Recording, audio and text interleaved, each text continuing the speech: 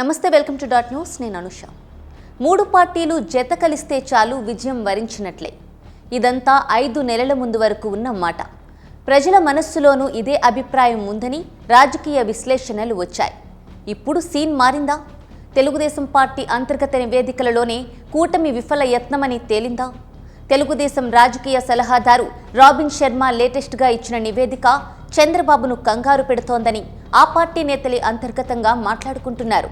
Robin Sharma రిపోర్టే కాదు, చంద్రబాబు అంతర్గతంగా చేయిస్తున్న సర్వేలలోనూ కూటమి కొంప ముంచుతోందనే నివేదికలు వస్తున్నాయని అంటున్నారు. సీట్ల సర్దుబాటు అయితేనేమి, పార్టీలో అసమ్మతి, కూటమి పార్టీల మధ్య ఓట్ల బదిలీ అంత సులువు కాదని టీడీపీలోనే పెద్ద చర్చ జరుగుతోంది.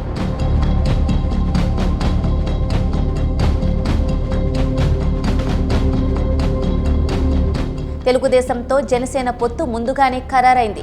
రెండు పార్టీలు కలిసి బీజేపీని పొత్తు కోసం ఒప్పించడం నానా గగనమైపోయింది.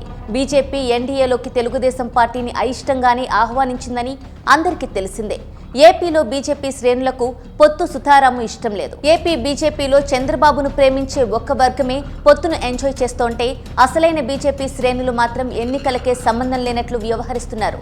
అటు జనసేన శ్రేణులు టీడీపీతో కలిసి నడవడం లేదు.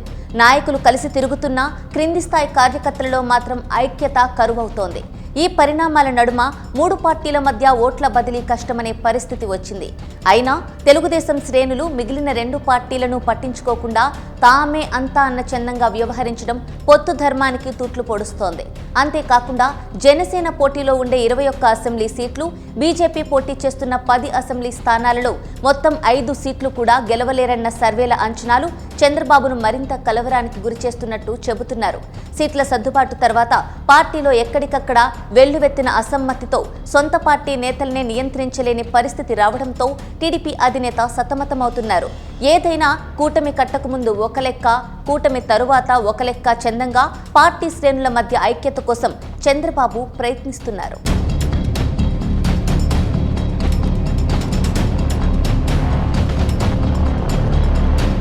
Please subscribe Dot News.